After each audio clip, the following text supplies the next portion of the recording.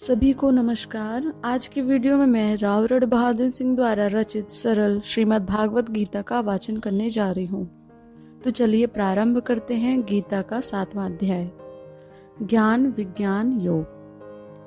पिछले अध्याय में भगवान ने मुख्य रूप से जीव को कर्तव्य कर्म द्वारा मोह, शोक व भय से मुक्त होने का उपाय बताया है। कर्तव्य कर्म से मन की शुद्धि होती है। शुद्ध मन से ही ध्यान किया जा सकता है और ध्यान करने के लिए हमें यह जानना जरूरी है कि ध्यान करें किसका। ध्यान तो ईश्वर का ही होता है, अतः ईश्वर या ब्रह्मा को जानना जरूरी होता है, तभी ध्यान किया जा सकता है। ध्यान से हमारा ज्ञान पक्का हो सकता है। परमात्मा के किस स्वरूप का ध्यान किया जाता है वही इस 7वें अध्याय में बताया जा रहा है। भगवान ने कहा था कि मोह, शोक व भय सब ज्ञान के द्वारा दूर होते हैं। अब यह ज्ञान जिससे ऐसा होता है, साधारण सांसारिक ज्ञान तो हो ही नहीं सकता। हम स्कूल कॉलेज में गणित भूगोल का ज्ञान पाते हैं, लेकिन देखते हैं कि ऐसे ज्ञान से हमारा मोह नहीं दूर होता, बल्कि शोक व भय आदि तो बने ही रहते हैं। इसका कारण है कि यह ज्ञान जो स्कूल कॉलेज में मिलता है वह आध्यात्मिक दृष्टि से अधूरा होता है।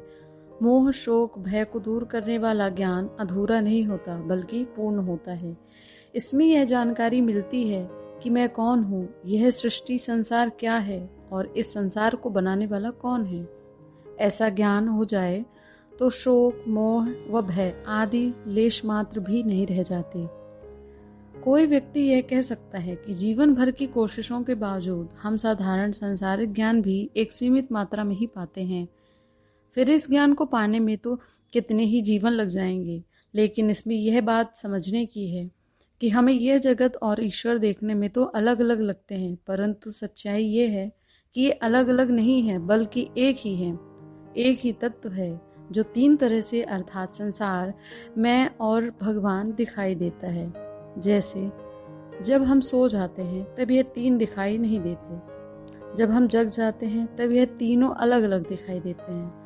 यदि हम यह जान सकें कि वह कौन सा सत्य है जहाँ यह तीनों समा जाते हैं, तो हमें वह पूर्ण ज्ञान हो जाएगा। हम दुख आने पर दुखी होते हैं, रोते हैं, परंतु जीवन में कोई भी नहीं चाहता है कि दुख आवे। अब यदि हम विचार करें तो पाएंगे कि दुख तब आता है जब हम कोई गलत काम कर डालते हैं। जैसे आग में हाथ डालने से दुख होता है। हम गलती तब करते हैं जब हमें ज्ञान नहीं होता। ज्ञान प्राप्त हो जाए तो हम आनंद प्राप्त कर लेते हैं, क्योंकि फिर गलती नहीं करते। पूर्ण ज्ञान मिलने पर जीवन में आनंद भर जाता है। आजकल लोग किसी एक विषय के ज्ञान को ही प्राप्त करने की कोशिश करते हैं और उस विषय के विशेषज्ञ बन जाते हैं, परंतु उनका शोक और भय दूर नहीं होता, क्योंकि जिस ज्ञान के वे विशेषज्ञ बने वह पूर्ण ज्ञान नहीं था। मोह, शोक, भय तो पूर्ण ज्ञान से ही जाया करता है। यही पूर्ण ज्ञान इस 7वें अध्याय में बताया गया है। भगवान पहले ही श्लोक में कहते हैं, अर्जुन तुम अब ध्यान से सुनो ताकि तुम इस ज्ञान को अच्छी तरह से जान लो।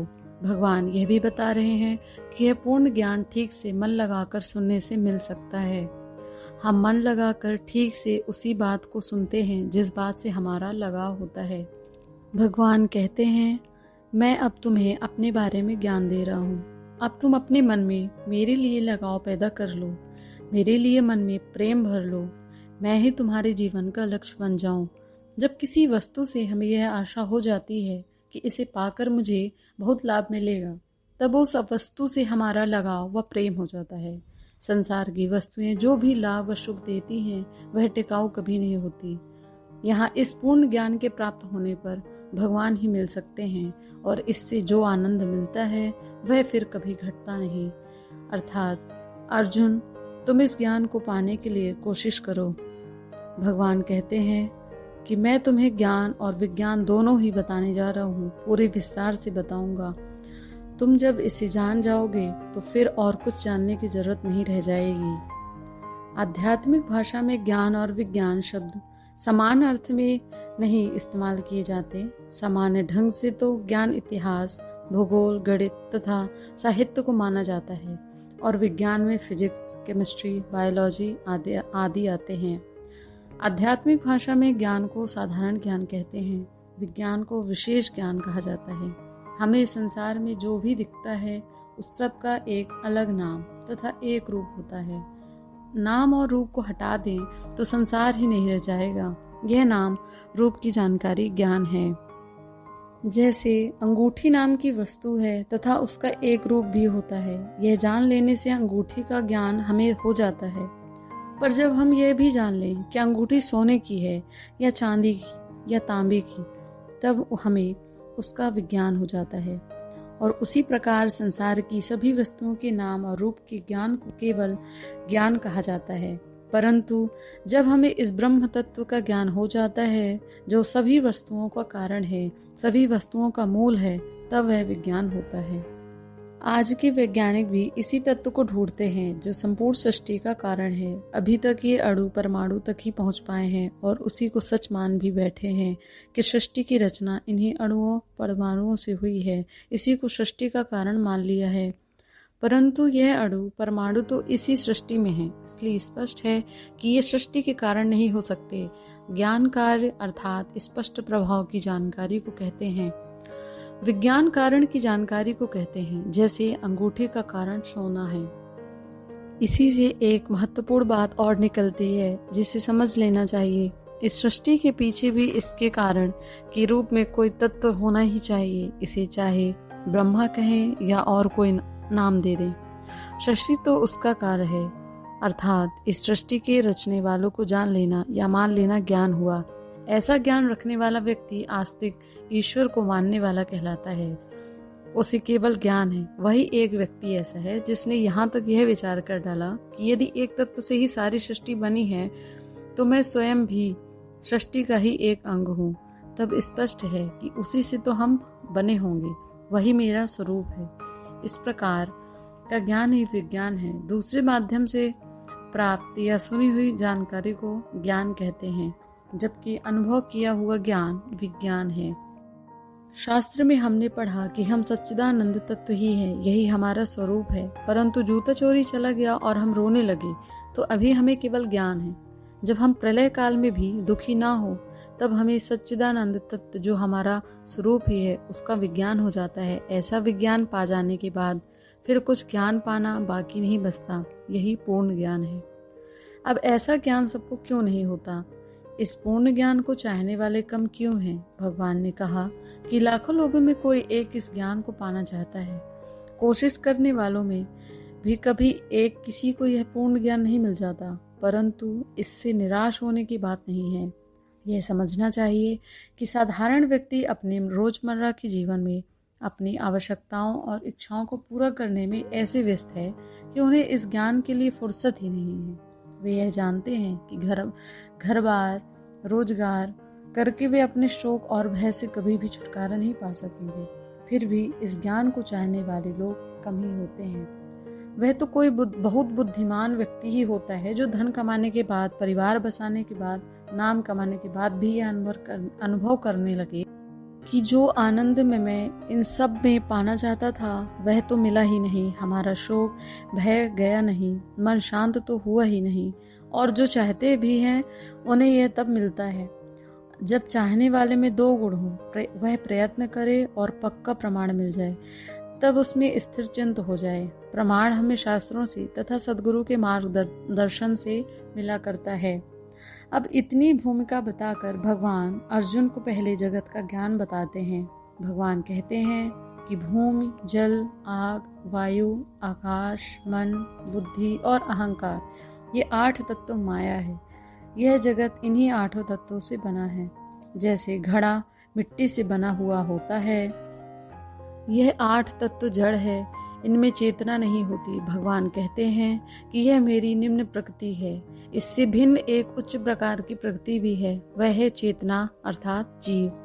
जैसे एक कुम्हार मिट्टी, पानी, आग के द्वारा घड़ा बनाता है तो मिट्टी, पानी, आग नीचे वाली प्रकृति हुई, परंतु कुम्हार स्वयं चेतन जीव है, वह ऊंचे प्रकार की प्रकृति हुई। नीचे वाली प्रकृति ऊंचे प्रकार की प्रकृति के औजार उपकरण बनकर काम करती है। जैसे आंख औजार है तथा जीवन तत्व के काम आती है। आज के वैज्ञानिक इस नीचे वाली प्रकृति तक ही पहुंच पाए हैं। पृथ्वी, पानी, अग्नि, वायु, आकाश तथा मन के बारे में ही खोज करते रहते हैं। इससे जो जानकारी मिलती है वह केवल ज्ञान है, विज्ञान नहीं। दोनों प्रकार की प्रकृतियों परमात्मा की शक्ति है। वही परमात्मा तत्व इन दोनों का सहारा लेकर पूरी सृष्टि का निर्माण करता है। जब कोई उस परम तत्व चेतन तत्व को जानने लगता है तब उसे विज्ञान हो जाता है। वह परम तत्व चेतन ब्रह्मा जगत का मूल कारण है। उस चेतना का कोई और कारण नहीं होता और वह चेतन तत्व सारी ही सृष्टि में रहता है, भले ही वह दिखता ना हो। जैसे मोती के माला में एक धागा छिपा रहता है, भले ही वह धागा हमें दिखाई नहीं देता हो, पर माला तो उसी के कारण बनी रहती है। जैसे हमारे में शरीर में 5 तत्व इकट्ठा होकर तब तक कार्य करते रहते हैं जब तक वह चेतन तत्व का धागा इन सबको बांधे रखता है। जैसे ही वह चेतना मृत्यु हो जाने पर हट जाती है तो धागा हटा और मोती बिखर जाते हैं। यह 5 तत्व मन, बुद्धि, अहंकार के मोती भी बिखर जाते हैं। यही चेतना सभी वस्तुओं को सत्ता देती है। सरल भाषा में कहें तो जितनी भी वस्तुएं सृष्टि में हैं, जितने व्यक्ति हैं, उनका है पन अर्थात होना उसी चेतना तत्व के कारण है। अब भगवान अर्जुन से कहते हैं कि तुम जहां जाओ, जहां चाहो वही उस परम तत्व को देख सकते हो। जैसे पानी के नाम रूप का ज्ञान तो ज्ञान हुआ, पर पानी का स्वाद वही परम तत्व है, वह विज्ञान हुआ। सूर्य चंद्र का प्रकाश तथा उसका है पन, वही चेतन तत्व परमात्मा है। बुद्धिमान की बुद्धि भगवान है।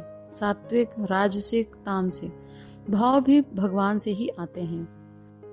सात्विक भाव उसे कहते हैं जब हमारे मन में शांति रहती है, भगवान की याद आती है, भगवान को जानने की इच्छा होती है।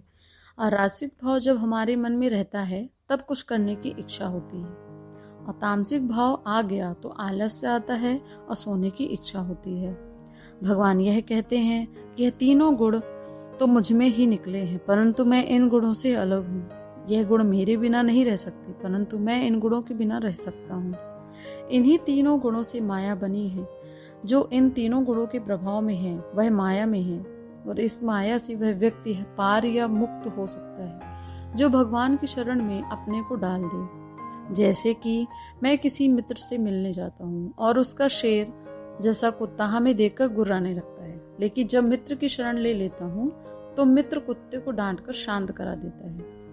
भगवान भी शरण लेने वालों को माया के दुख से छुटकारा दिला देते हैं, परंतु अज्ञानी मूढ़ लोग जो केवल जीवन में ही भोग ही चाहते रहते हैं, वे भगवान की ओर जाना नहीं चाहते और ना जाते ही हैं। परंतु ऐसा कष्ट आ जाए कि उससे छूटने का कोई रास्ता न मिलता, तब भोगी भी भगवान के पास जाता है। कोई भोगी या मूढ़ व्यक्ति तब भगवान की सहायता मांगता है जब उसकी कोई इच्छा पूरी ना हो रही हो। जब कभी भगवान से कष्ट दूर करने के लिए प्रार्थना की या कुछ मांगा और कष्ट दूर हो गया या मांगी गई चीज मिल गई, तब बुद्धिमान व्यक्ति भगवान के बारे में और भी जानना चाहता है। जब कोई जानने का सही प्रयास कर डालता है तब उसे भगवान का ज्ञान हो जाता है। इसलिए भगवान अर्जुन को बताते हैं कि मेरे भक्त 4 प्रकार के होते हैं, जैसे ऊपर बताया गया। एक कष्ट में फंसा, दूसरा कुछ चाहने वाला, तीसरा जानकारी चाहने वाला और चौथा ज्ञानी जिसने जान लिया है। भगवान इन चारों तरह के लोगों को अपना भक्त मानते हैं, क्योंकि चारों भगवान को कम से कम मानते तो है ही।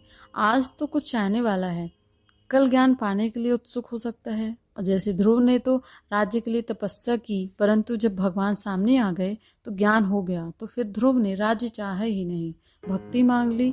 इसलिए भगवान कहते हैं कि ज्ञानी भक्त सबसे अच्छा होता है। भगवान कहते हैं कि बहुत जन्मों के बाद कोई ऐसा ज्ञानी व्यक्ति बन जाता है, फिर उसे सब जगह मैं ही दिखता हूँ। ऐसे व्यक्ति की सारे दुख समाप्त हो जाते हैं, उसका फिर जन्म नहीं होता। इसका अर्थ यह नहीं कि हम यह जानकर उदास हो जाएं कि पता नहीं अभी कितने जन्मों के बाद मैं ज्ञानी बनूंगा। सच तो यह है कि यदि भगवत गीता के ज्ञान को ठीक से हम अपने मन में अभी बैठा लें तो इसी जन्म में हम ज्ञानी हो जाएंगे। हमें इस तरह से विचार करना चाहिए कि बहुत जन्मों के पुण्य के कारण अब भगवत गीता का ज्ञान मिल रहा है, तो हमें तो अब इसी जन्म में पूर्ण ज्ञान मिल सकता है। ऐसा ज्ञान पाने वाले कि सभी मोह, शोक, भय दूर हो जाते हैं। मेरी भक्ति से उन्हें आनंद मिलने लगता है। जो भी व्यक्ति भगवान का ज्ञान पाकर जन्म मरण के चक्कर से छूटना चाहता है, उसे मेरे बारे में जानना चाहिए। यह अब भगवान अगले 8वें अध्याय में बताने वाले हैं। यह ज्ञान विज्ञान योग का 7वां अध्याय समाप्त। धन्यवाद।